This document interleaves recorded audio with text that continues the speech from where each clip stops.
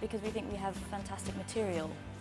You know, ACE is all about individuals and stories, so it really fits our agenda perfectly. And we're also a small charity which has a very small budget, so the idea of doing videos that can be put onto a website using free online media obviously really appeals to us. A fantastic way of getting our message out. This charity, which happens to be called ACE Africa, is a classic example of a small charity that has no budget for video and no equipment, no camera and no editing software. This was the first time they had attempted to make anything like this. I sat down with Susan, our mentor, and talked about ACE so that she had an idea of how we worked. And I really, I was quite frank with her about the things that I thought could be really exciting about the project, but also the real technical problems that I foresaw that we would have. Well, as a mentor, my job was to sit down with ACE Africa and find the story. ACE Africa does lots of incredible work in Western Kenya, and the really crucial thing was to find the stories that would work for See the Difference. We had the idea of filming one of our child-to-child health clubs in one of our local schools. We started thinking about what the limitations would be with people travelling into the field very often, and the fact that I have conversations with them regularly anyway, so maybe the easiest and quickest thing to do would be to think about recording some of the conversations that I'm having with them.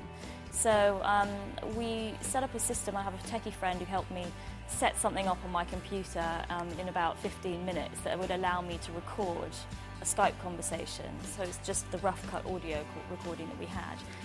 And from that, we were then able to cut it down and think about putting stills over, and the video side of things came a little bit later.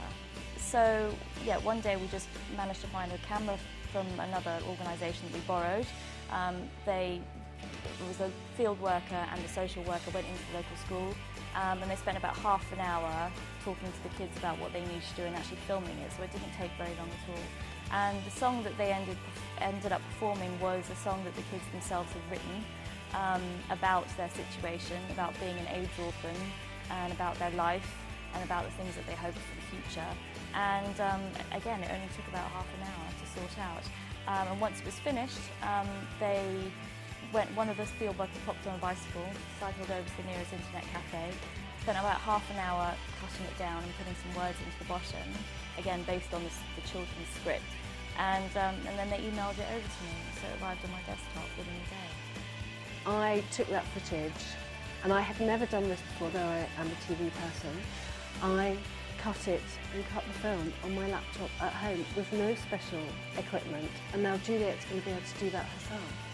And it was a huge learning curve for me, but actually really simple and really rewarding to do that. Well, it cost us absolutely nothing because we managed to work it into our work schedule, and we borrowed a camera and we downloaded all the software for free, and I got a techie friend to sort Skype out, so it didn't cost us a penny. Really learnt so much from it, and it's so brilliant and rewarding. Like, I've learnt so much, and I haven't just made a piece of telly, I've made something for a charity which will hopefully help people.